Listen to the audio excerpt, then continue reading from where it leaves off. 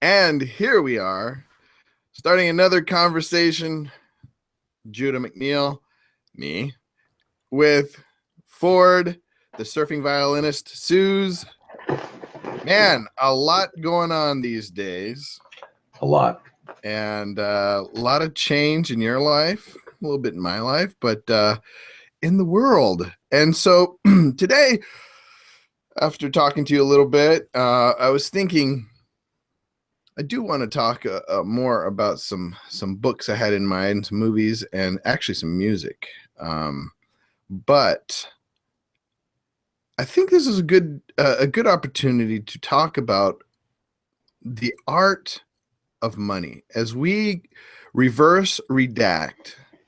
One of the biggest, let's say, one of the most lauded piece of art that has ever been created is the dollar bill.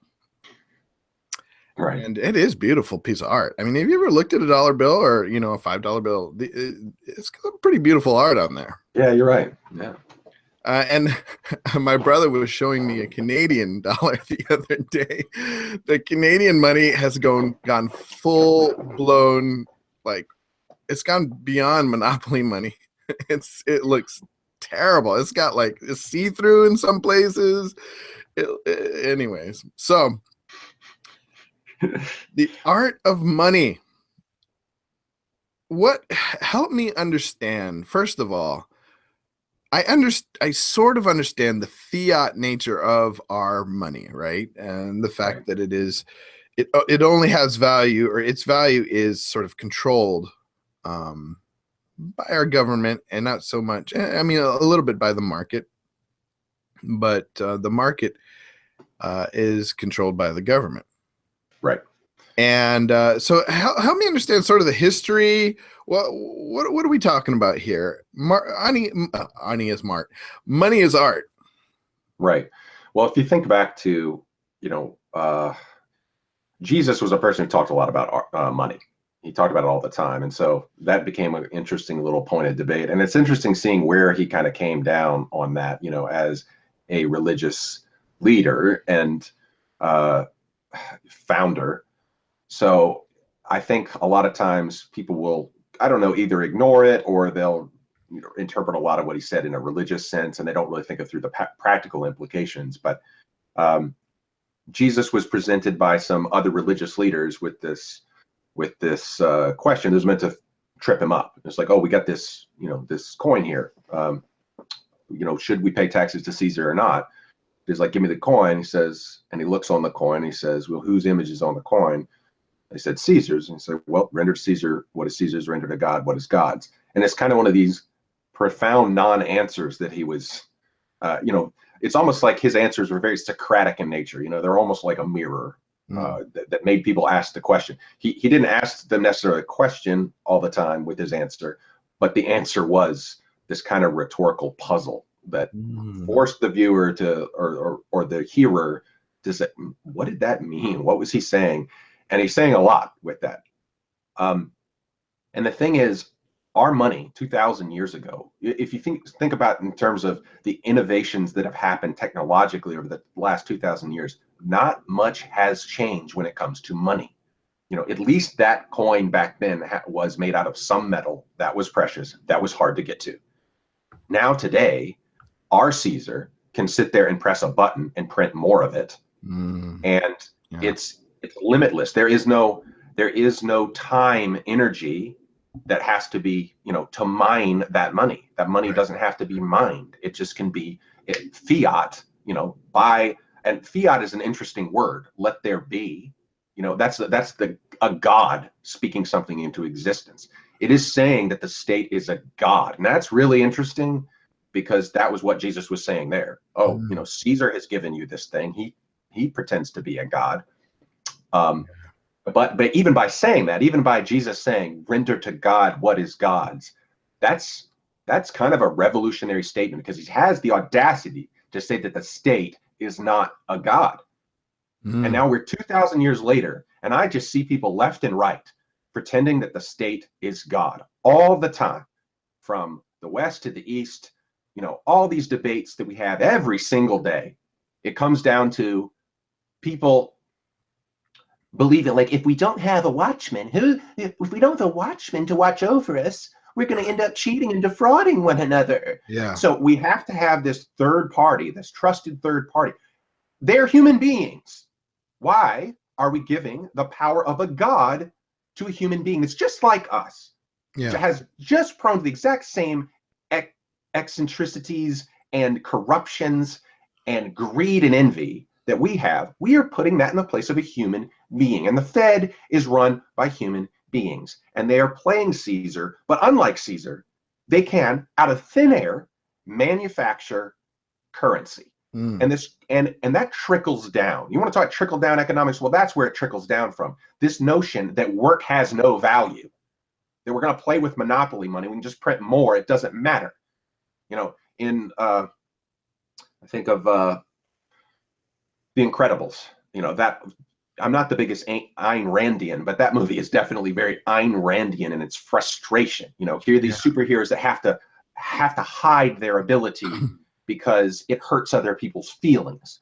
And, you know, and this, I love this line from Mr. Incredible. You know, they're going to go have second grade graduation or whatever. He's like, it's just like they just keep finding new ways to celebrate mediocrity. Yeah. You know, and I'm teaching school now.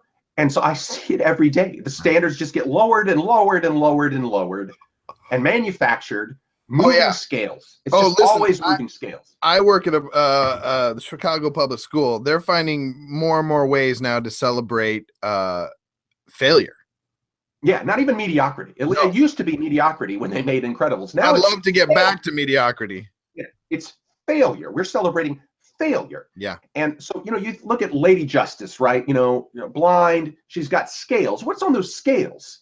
You got gold is on those scales. But we have replaced that gold. We've replaced something with weight with something that has nothing. It's no weight, no meaning.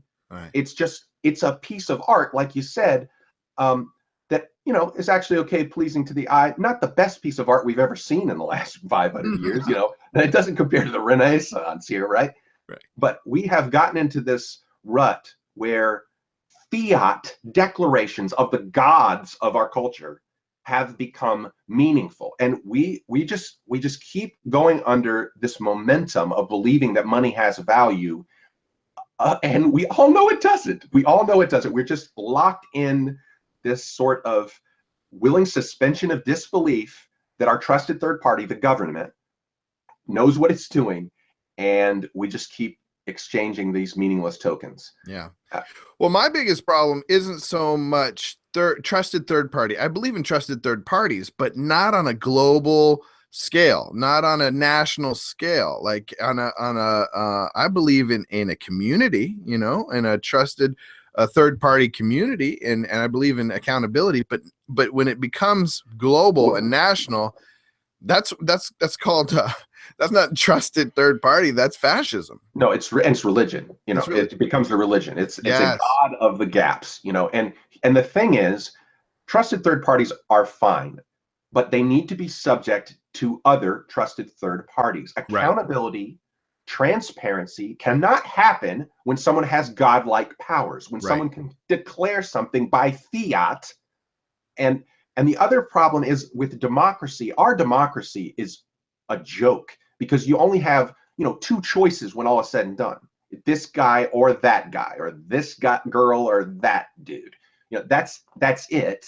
That's not a true, like, voting. Like, you should be able to have like a weighted vote. It's not a marketplace. It's not a marketplace, exactly. And so we have been reduced to either or, and it's evil or, you know, it's Satan or God. And I mean, the religious language that has come up every one of these last 20 elections, it's just insane how it literally has gotten to the point of Hitler or Messiah. Hitler or Messiah. Now it's getting to the point where it's Satan or God. Like, it's gotten to that level of stupidity. I mean, the hair pulling out about this, the FCC, whichever side you're on that debate. In 2015, when Obama's legislation was passing, this is going to, you know, kill the market. And this is, you know, a tool of big government. Well, now it's like, oh, well, this is going to kill the commoner. This is a tool of Comcast, who is the Almighty God. So it's always reduced to this religious debate. Yeah. And we can't actually have any sort of nuance talk about anything because we've reduced everything to this just extreme hyperbole. And like you said, if in a marketplace, you can actually choose. I'm not going to buy that product because I disagree with them. I'm a trusted third party too, and I'm not trusting you with the value. I can take my business elsewhere. Thank you very much. Yeah. Monopolies happen when they're in bed with the state, when the state has put so many little, again, things that are made, decisions that are made behind closed doors. You can't trust a third party that won't open its doors. You can't trust a third party that won't allow debate in the open air. So yeah, we are in this rut, and my theory, my working theory here, my hypothesis, maybe it's not late enough to call it a working theory, but my hypothesis is paper is about it must be supplanted by some other substance, and we're in the paper age. We've been in the paper age since the printing press. When the printing press happened, it was a tool of revolution. It was a tool of democratizing information. It was taking the power out of the hands of the priests and the people who could write and putting it out there, taking the hands out of the scribes, because they're the ones that are, writing stuff down. Yeah, nothing shows that more better. That you ever seen Newsies? Oh, I've never actually seen Newsies. Oh, okay. Well, in Newsies, spoiler alert, the big turnaround is that they get their own printing press and they're able to print their own paper. Right. And that is what, when we talk about the good parts of democracy, that's what we mean, getting the tools into the hands of the people so they don't have to listen to what some esoteric, the halls of power, the ivory tower intellectuals or the religious leaders are dictating to the entire world. That everyone can be a law to themselves. That was the purpose of the printing press, was to get the information out to everyone, right? But now you look what the printing press has become, what paper has become. And the three biggest tools of paper consolidation of power, re-centralizing power, are copyrights and patents, laws, and paper money. And these three things have become shields for people in positions of power. It used to be that books were written to exchange information and give more value. Well, now law books, these books, and they're books. They're not just like a bill. It's a bill that's 3 pages long. No, it's not like the Constitution or the Bill of Rights. It's freaking 300 to 1,000 pages long. No one reads it. It's written in the most obfuscational language. It's meant to miscommunicate. The footnotes are where the real important stuff is written, and you can't understand it unless you have a law degree and 20 years of experience interpreting these ciphers. So these three things are meant to entrench power. They're not meant to democratize or bring value to the world. They are paper shields. But the thing is, paper can be destroyed, and I really believe we are about to. We think we've been in the digital age. We haven't. We're still in the paper age because we have paper money, paper law, and we have paper copyright and patent. And all three of those things will be supplanted by the digital revolution that is coming. I think blockchain and Bitcoin are signs of the times. I don't know if they are the actual thing that will end up working. They might have some bugs and it doesn't end up working. But something along these lines where actual, true, immutable math can, where 2 + 2 actually equals 4, where, it's not just teachers saying, oh, well, you're 65 isn't a 65, it's actually 100 because you're a good person. Like, immutable math will make those systems of paper and these, meaningless certificates of passing or failing, what they are. And the only way to do that is for people to actually get, hit the books again and actually understand what's going on.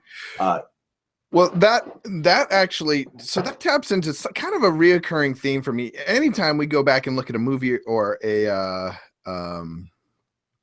book or song, every time we look at some kind of message from our society, the thing that I think attracts me the most is stakes. You brought up the idea of stakes, and to me that translates into work. Like I am most endeared into a story that values the idea of work and rewards hard work and sacrifice. Yeah. And I think that's what we're looking at right now. What I hear from you is fiat money, the paper money, the art, of the dollar bill right now is the major problem with it is there is not a connection. There's not a direct relationship between the reward and the work. Right. It's assigned, it's manipulated. And so in the digital age, the thing I like about Bitcoin is that it's a reward. You get it by providing something like you provide space on your computer, you provide time, you provide. Now they've got. You saw that the app that Philip DeFranco was pushing that you can use Bitcoin to reward videos, that kind of thing. Right. Is that what you're kind of talking about? Yeah, I think just in general, work is undervalued in a post.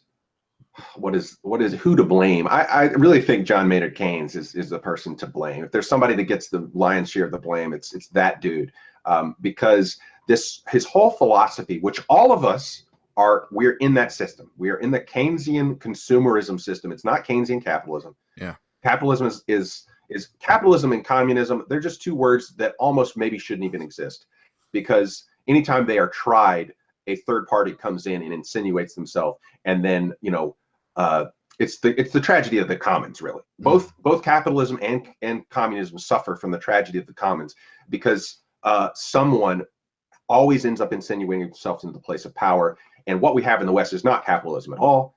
It's Keynesian consumerism.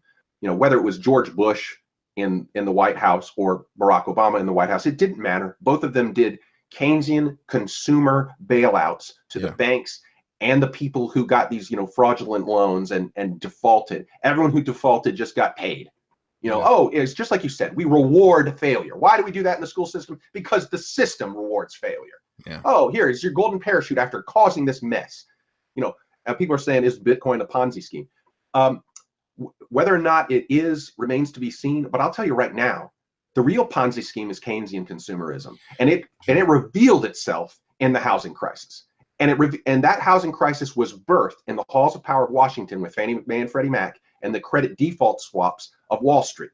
Those two things were intertwined. You want to blame? You can't just blame Wall Street. The Occupy Wall Street was just woefully ill-suited to figuring out who the real bad guys were, because the people behind Fannie Mae and Freddie Mac were just as culpable. When you give a system that rewards giving loans to people who can't pay it off, people are going to double down on that. That was the bubble. And that was what John Maynard Keynes and FDR and Teddy Roosevelt, that was their legacy, giving us this bubble idea that you can just keep printing money, that you can just keep buying your way out of a problem. Just throw fake money at it, and that will get us better. No, we're just doubling down on the process. So none of those things prioritize work. In either market, the consumer market, which is just like, we'll give you money and you can buy it. You can buy whatever you want. Like, you're going to buy your way out of the problem because we need money to keep our system going. Or the communism thing, which says all work is equal. Well, that's just not accurate. I mean, the real world does not work like that. If you if you go out and plant a garden of weeds, and another dude goes out and plants a garden of apples, and you're mad because the guy who planted the garden of apples is making, people want to come and eat his apples. Oh, but you need to provide for the guy who's planted the garden of weeds. He's working too. Yeah. Well, no, the real world called, and it says work has meaning. Some work has more value than other work. If you want to sacrifice the value that you could receive by doing something you believe in, that's your prerogative, but you cannot be expected to be paid the same amount as somebody else who's doing something that more people want. Well, yeah, that's it's like you were saying about Incredibles. It has to celebrate mediocrity, right? Like you can't even celebrate failure. You have to keep it right in the middle, because if you have any outliers, they're ruining the system. Right. And that's why I love that line in in The Incredibles where if everybody is, I can't remember, if everybody is this, or then nobody is this. Yeah, if everybody is super, then nobody is. I think that's right. Yeah. And so, but when it comes to Bitcoin, though, my fear is, I guess, well, one, I don't know anything about it. Well, I mean, I know a little bit about it, but it seems so complicated. And the other thing is it seems really popular right now, which always scares me. Okay, so two things. So number one, I would say, in answer to the complicated part, this is where the stakes and the work come in. And in order to shoulder responsibility, in order to be every man's atlas, in order for every man to be the atlas of his own destiny, you have to do the work. I mean, you have to really get disciplined. And the fact is, we can have this conversation because somebody has done the work of programming, coding. We are in the digital world. We need to all be learning code. And to some degree, whether or not we get to the point where we're, becoming the next Zuckerberg or whatever, is not really the point. Steve Jobs was not the best coder in the world, but he understood the space and he became this philosopher poet, in a way. I mean, you can think about him like that. Like, he was this champion. He was a storyteller is what he was, but he found a way to tell these stories in such a way to give us some of the best products that we have. And there's a lot of things I disagree with the guy in terms of the way he ran his business. A lot of things I agree with him on in terms of the intuitiveness of his technology, and we're talking about the beauty of his art. I mean, I don't think the newer ones are as good as the older ones in terms of their beauty, but yeah, I think that you have to do the work. It is a challenge. It's daunting, but in order to get trusted quote unquote third parties out of the way, in order to not have a Fed that's sitting there dictating, you're going to receive this ration, you're going to see this ration, we'll have to stand up on our own 2 feet, and we'll have to take a risk. I mean, and we'll have to take risks. Them's the stakes. Yes, them's the stakes of the real world, and that's been what the real world has always been. This, living in this little mollycoddled sort of thing. And the thing is, we need to understand this is not how the real world is. Okay, like, for the 30% of us who can listen to this podcast and make these kinds of podcasts, the other 70% of the world lives out in the real world. Yeah. They live in that place where the stakes matter, where you could die tomorrow, whether of exposure or malnutrition or whatever. Like, them's the stakes. This is the real world. We're all going to die. And, in this Western post-Keynes utopia we've made, this bubble, this is the real bubble. We forget that we're going to die, that death is coming for every single one of us. And in the meantime, the stakes are real and there are going to be losses. Well, then the other thing, though, is that the thing that sort of scares me about it is the stakes, the risk, and all that is I will have to take in the medium of the internet that is controlled by Google, it's controlled by Apple. That's why you need to look into it. And this is one of the things we're going to have to. We're not only, and so I'm definitely leaning towards the Austrian economic school, in terms of, but the liberal side, the Occupy Wall Street side, they do have a point. It's not only governments that we have to fear. It's also corporations. Corporations are groups of people. They're trusted third parties. Are they actually trustworthy? And I would say not all of them are. So we need to, reduce not only our dependence on the federal government or the state government, but also our dependence on Facebook and Google and all the others, and Comcast. I mean, that's another one. Yeah, you do want to hold up a middle finger to Comcast too. So all of these people need to be held accountable, and that's the whole point of being peer-to-peer or having any sort of freedom, that you need to be able to extricate yourself from your dependence on those things. And so what that will require is a lot more people in this next generation getting into Linux, getting, a computer that they actually own. Our PCs these days are basically, like this one guy, I'm going to link this talk it's called Bitcoin for Beginners by Andreas Antonopoulos. And it's the most succinct 30 minutes. It tells a pretty good, gives you kind of a broad picture of what this whole thing is about. And he says, our PCs aren't owned. Some Russian hacker probably owns your PC. You know, we download some extension that's corrupted, and so they see everything that's happening on your PC. So there are other things that you're going to have to start to learn, other technologies you have to learn, more decentralized approach. Some computers that are totally offline, you know, where you can keep your information, that it's never going to be able to be accessed. Learning how to actually make a password that is truly protected, that will not be able to be hacked by an algorithm.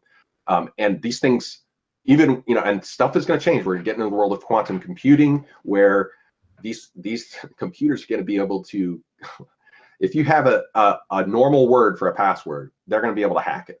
Oh yeah. Like, no, they already can. Yeah. And we're getting to the point where even with Bitcoin, like, they're going to have to double down on the cryptography side, because quantum computing is going to be even more difficult. But make it difficult to make a password that actually locks your information. But that, and this is another thing, sign of the times. If Bitcoin doesn't work and it fails, in 20 years, quantum computers will hack every single thing. Nuclear launch codes, they'll figure them out. Yeah. A computer will figure it out. Machine learning, it will figure it out without any sort of human interaction. So when people are saying, oh, well, you know, the system's fine like it is, no, it's not. It's on the brink of, we're on the brink of a crazy world. And so what Bitcoin is calling people to do is to be more secure with their data, and calling us to that, you know, again, calling us as individuals to take some responsibility for our actions, because the middleman, they're not going to be able to keep up with the Russian hacker. Or, you know, I'd say Russian, but I mean, they can be any, you know, that's kind of the stereotype. But I mean, those guys are evidently pretty good at math.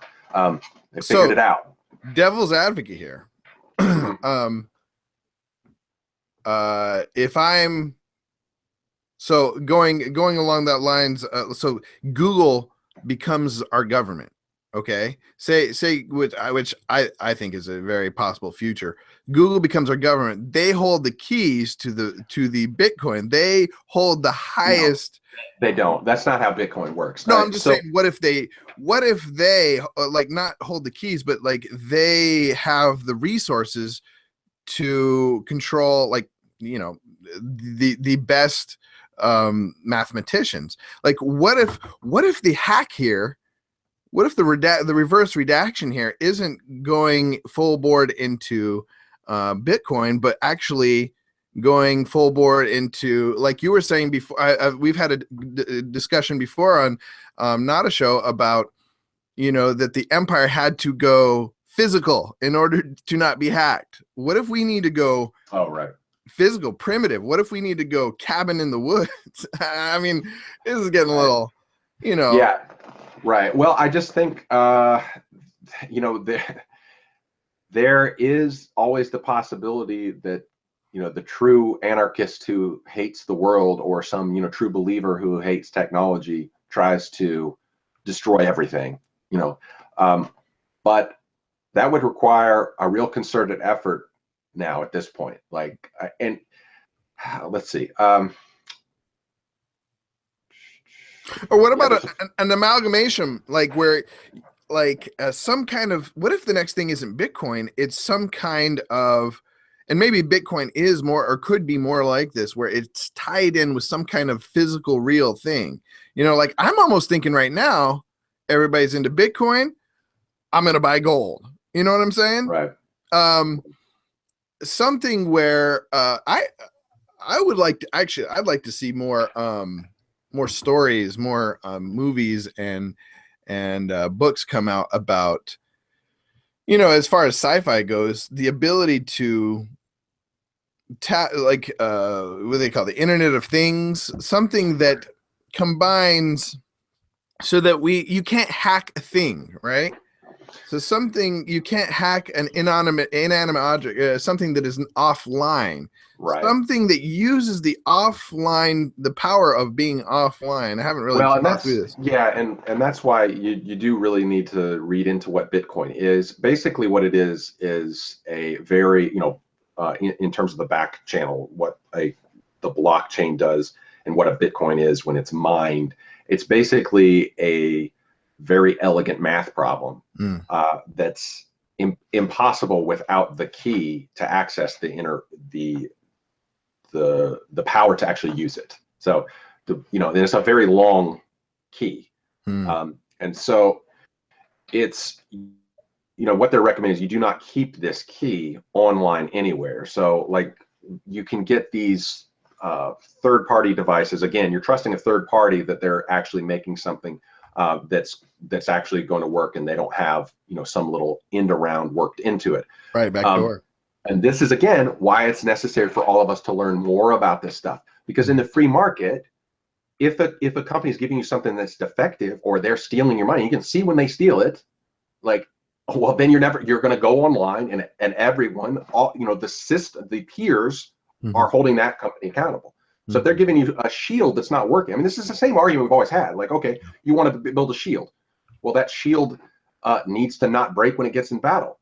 And if it breaks when it gets in battle and you survive, you're going to go back to that blacksmith, and you're probably going to kill the dude, or you're going to discredit him in citrus. So we have these, they call them wallets, offline wallets, and they're impossible for a computer to hack. Like, just at this point. Now, again, the technology, it's escalation, right? There's always going to be somebody coming with a new weapon to try to break in. But this is why we need third-party access, third-party accountability, instead of just trusting the government, because the government is effectively hacked. And like, the other thing is, we talk about there's a lot of fear about Bitcoin being just numbers on a screen. Well, that's what our money is now. I mean, we're not just dealing in paper money. We're hardly even dealing in paper money. We're dealing with numbers on a screen, and we just trust the bank that, that little ledger, they don't have a glitch in their system. Really? Like, these banks, they're not computer programmers necessarily.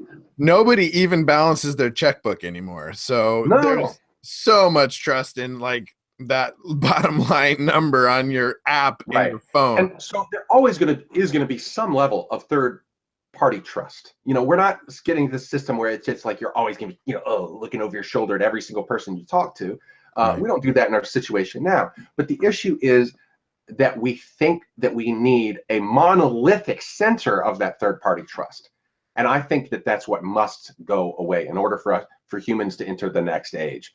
Like that trust in the whole point of that book Watchmen was, who watches the Watchmen, right? Like, who watches the people who have the power to, well, not necessarily trustworthy. There's ample proof, and the big bailouts were the perfect proof to me when it comes to the financial situation, that they are just not trustworthy. We need to watch each other, and we need to watch ourselves. And I think that's where it definitely comes down to. You had a second question there. You're talking about the difficulty of the work problem. And then you're also talking about the popularity problem. Bitcoin has become so popular. It's kind of a hype. It's kind of a frenzy right now. Is it even a safe thing to trust in? And, I believe that it is, because of the technology behind it. And this is, it's prompted me to go into a career change. Like, I'm going to go all in on this programming thing, at least to understand it better. And try to make some of my own stuff, because software, I mean, it has changed our world forever, for the last 30 or 40 years.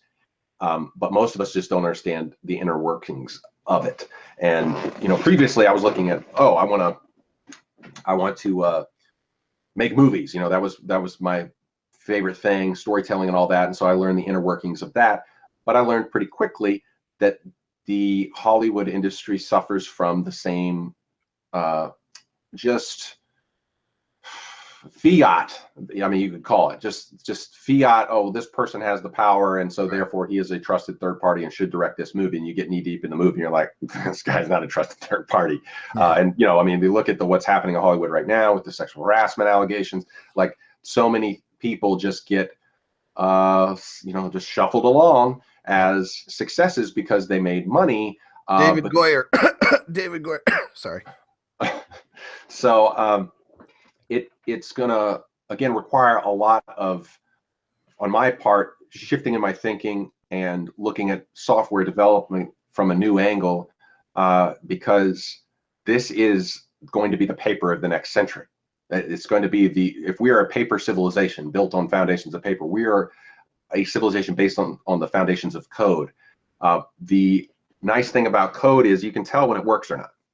And so Bitcoin has had a lot of people who've come in and tried it, and it's survived 9 years of attacks, one way or another, where people have come in and tried to take over, and they had one bit of bad code in their code, and their idea crumbled. Bitcoin kept going, and now that person's discredited. So it's a much more meritocracy-based system where, you know, the math, if your math doesn't work, then you're not going to take over.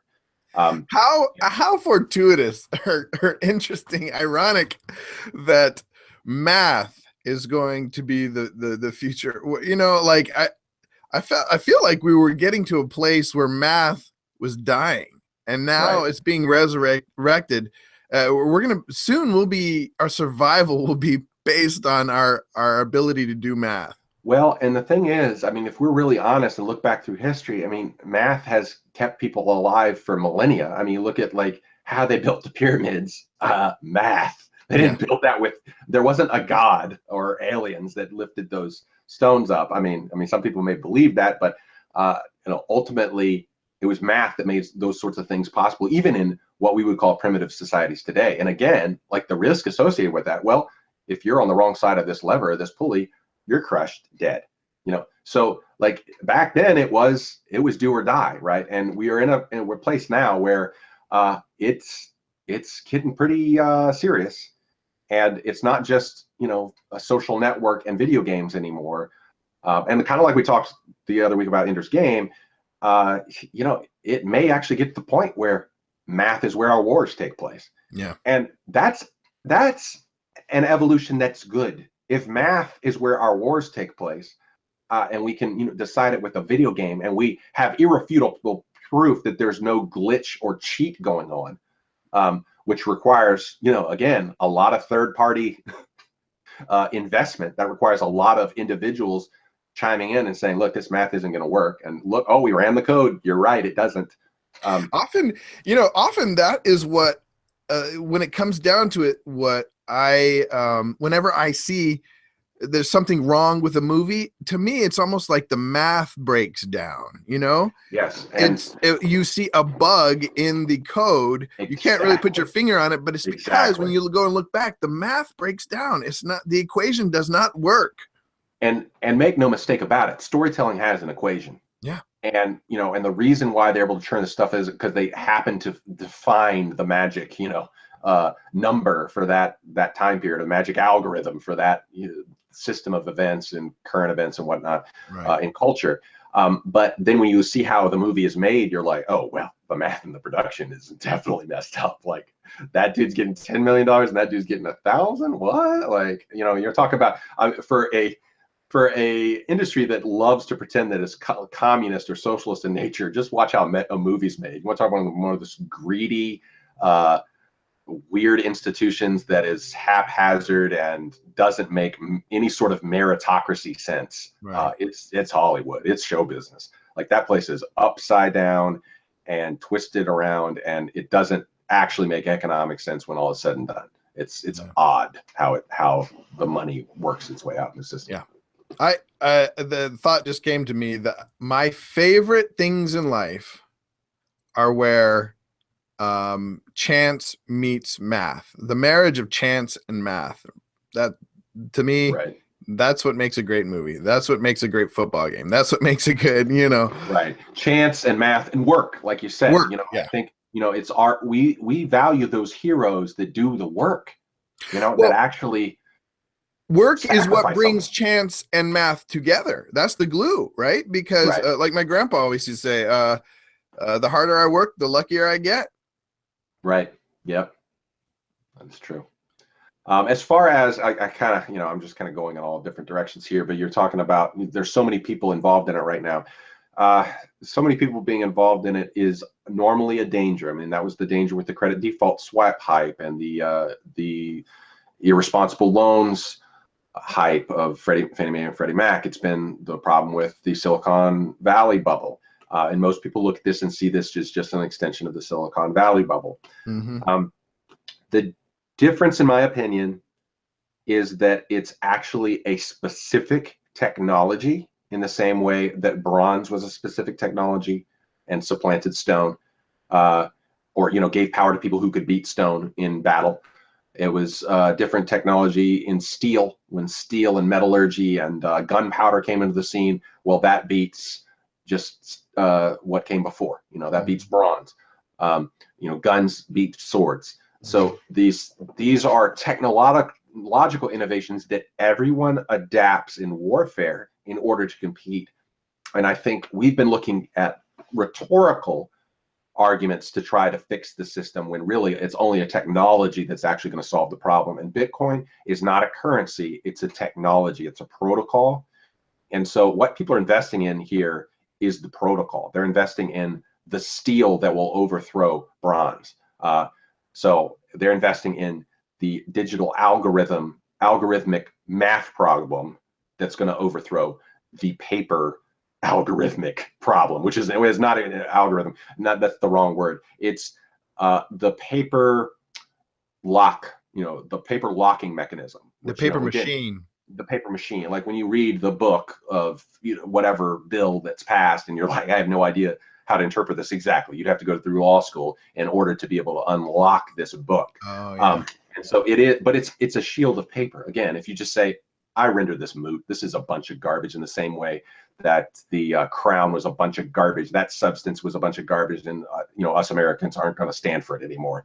Well, you know, Satoshi Nakamoto, whoever this dude or dudes or dudettes was back in 2009, when the first Bitcoin block was mined, the text of that was, let's see, I actually don't have it on me, but it was a reference to the bank bailout in 2009 that was happening in Britain. And so Satoshi Nakamoto, rather than going and petitioning government like I did back at that time, like, oh, we shouldn't be doing these frivolous you know, bailouts in order to get us out of frivolous loan trouble, and instead of doing that, instead of writing on paper, he wrote in code and mined something that I think will prove to change the world forever. Whether or not it is Bitcoin, if that is the final, you know, the log jam that undoes this absurd jam, or, you know, the log that ends up moving to undo the jam, I'm not sure. But I think Pandora's box has been opened,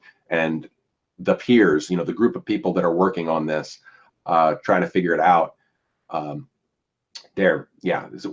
people are going to figure it out, and it's too late. Like, the existing systems are not going to be able to withstand it. The paper money and, you know, numbers on a screen are not going to be able to withstand this immutable math that that's being done now. So that's my theory on it. I love it, and I'm on board with you, man. This sounds this is exciting, and it's an exciting time. Yeah, and you know, caution is due for anyone who's looking to invest in Bitcoin. It's extremely volatile. It'll change price, you know, $3,000 in a day. So if you are looking to invest in it, you know, do your reading. I'll include a link to Andreas Antonopoulos, his Bitcoin for Beginners video, and then a list of people that I consider trusted third parties, to some degree, on Twitter. Twitter has been the place where Bitcoin understanding has grown more than anywhere. And some of these guys, they have a really interesting perspective on it.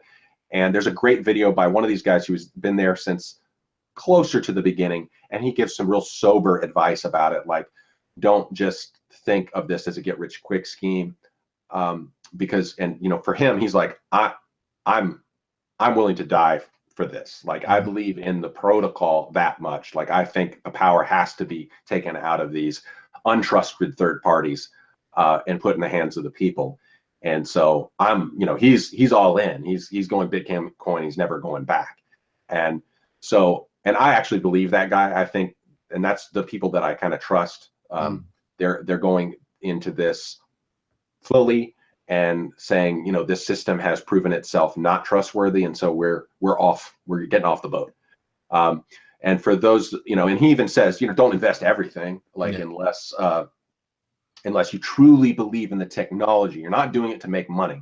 Like, you're doing this to, like, when it's all said and done and you have no money left, that you're willing to start back over and try something else. Right. Like, you know, you're investing in this as something more than just a get-rich-quick scheme. Because if you're in it for that, like, it's going to be a really scary 5 years. So yeah, just be careful for sure. And as you should be with any investment. Yeah. Don't think of it as a lottery, and I wouldn't even think of it as a stock market at this point. I would think of it more as you know, a challenge to the system, and it's one that we'll see. You know, I'm optimistic that it will be able to make it through and result in some change. It might not be the watershed event that I made it out to be. It might not be the printing press, but I think it is a step in the right direction. Amen. And for me, my investment at this point is going to be time and research. That's the better way to do it at this point. Like, I think new industries will form around this technology in whatever way that it comes. And so I think it is better to invest time, because, you know, what else are we spending? You know, treat it like a pastime for now, to try to learn it, you know, let it supplant some other thing that you were kind of getting tired of. For me, it's like traditional sports have just lost their total interest for me. So, you know, Bitcoin is a good way to intellectually stimulate me and get me thinking about new things.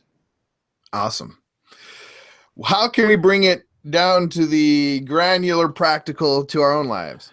So for me, it's been trying to learn some code. So very practically, the best thing I found for that so far, and I'm willing to hear back from the audience of what they use, but as a beginner, there is an app called Solo Learn, and they used to be like 20, you know, or these different apps, and they were all code dependent. Each one had its own code that it would teach you. Well, so now they got this one where all of them are in the same place. So you can do HTML fundamentals, CSS, Python 3, JavaScript, C++.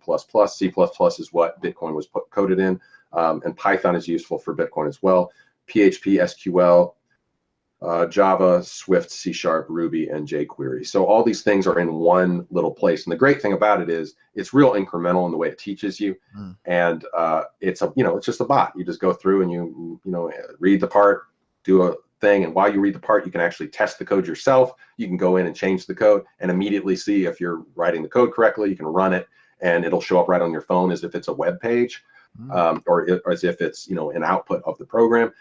So it's been real helpful for me. I think it's a good start. You know, I was starting to get into getting some books, but books, you know, we're an ADD culture, and so this is a nice ADD way to, you know, you have a few minutes, you work on a little bit of code, and I'm surprised by how much I've retained just over the last couple of weeks using it. Would you say it's kind of like the Duolingo of coding?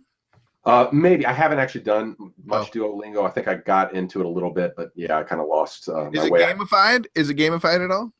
Yeah, it is. They have some ways to do that, and they're, you know, you could put your code up and have people review it and stuff like that. So I think it's. What's the name of the app? Solo Learn.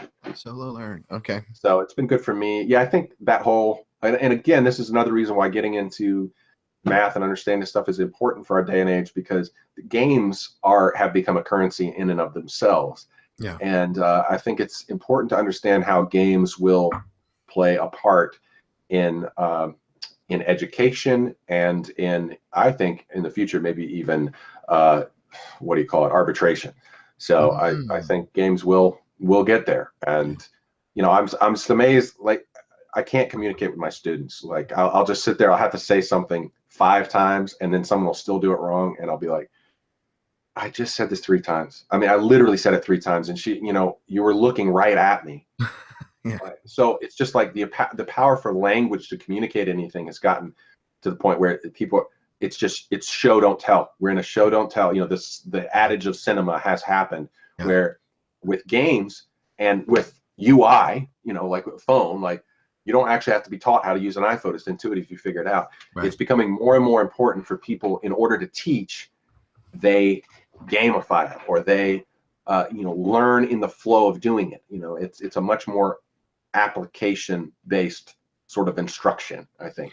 Yeah, you have to sort of be an architect of the UI of your lesson. Yes, exactly. And it has to be, in order to do that, again, it requires so much more work than just delivering a lecture. I mean, we're in a post-lecture age for sure. But it can be more rewarding and fun. You know, you can make it funny. Well, yeah, for me on a philosophical level, I do want to revisit this idea of work and chance and math. And I think a good way to do that is just to kind of, I don't know, I kind of want to go through my days now, go through my day to day and look for math, look Right. for ways, and I don't mean like equations, like numbers, but look for ways that this was why I love chess. Like, you can force people into situations where they have to do this or that. It's math. And looking at our daily lives, like, if I do this, it's consequences, right? Right, exactly. And math is a way to kind of get society back into that. We have, again, we're in this post sort of, self-esteem world where you can't tell somebody that they're wrong, or you can't disagree about a certain thing, and you can't hurt a kid's feelings. But when they play a video game, oh, they get their feelings hurt. Yeah. Any kid who plays Dark Souls gets their feelings hurt. Yeah. Any kid who plays League of Legends or Dota online gets their feelings hurt all the time. And it's a ruthless environment in which competition is king. And, so you can pretend that this doesn't exist. You can pretend that, oh, we're all happy and we have self-esteem, but in the meantime, math actually works. And it's the kids who are the best mathematicians that end up winning League of Legends. It's true. It's these Korean kids that are doing the math nonstop. And when you see it actually play out, you're like, how did he know that was going to work? Yeah. It's just absurd how not just the interaction time, but just the knowledge of, I have enough damage to overcome. Yep. It's complex calculation, intuitively done.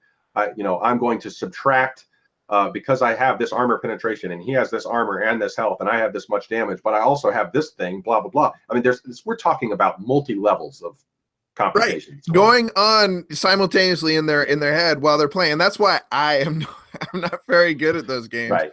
Because I relied too much on the psychology and relational aspect of it, and chance. I relied too much on chance. Yeah. Oh yeah, me too, for sure. I think most people end up doing it. I think that's why Americans, ironically, have been the worst at these traditionally. We always lose to Asia because I think our school system has honestly got into this just sort of fiat declaration. Oh, you're good. It's like, oh yeah, you're number one in America. And that number one in America means nothing in comparison to the number one in China or Korea. Like nothing, not even the top 20, like just, oh yeah, you're number one. Sure. Yeah. Tell yourself that, dude. All right. Well, this has been a great conversation. I hope to, so next time we're going to get back to more consumable media. What? All right. What's more consumable than money? But no, that's true. Yeah, so we'll I think let's continue to revisit aspects of our society that are less I don't know, media driven, and look at little mirrors of our society and ourselves in politics, in all kinds of aspects of our lives. Right. Sounds good. All right. Well, that concludes our show. Thanks, Bub. Have a great day. You too. Oh, continue to make your... I always forget how's it go? So continue reverse redacting, make your own myth. Using math. Ooh, ooh, we got to work math into it. Yeah, make your own mathematical myth. Ooh, I like that. Now we're getting the left brain and right brain working together. See, that's the whole picture there. Excellent. All right.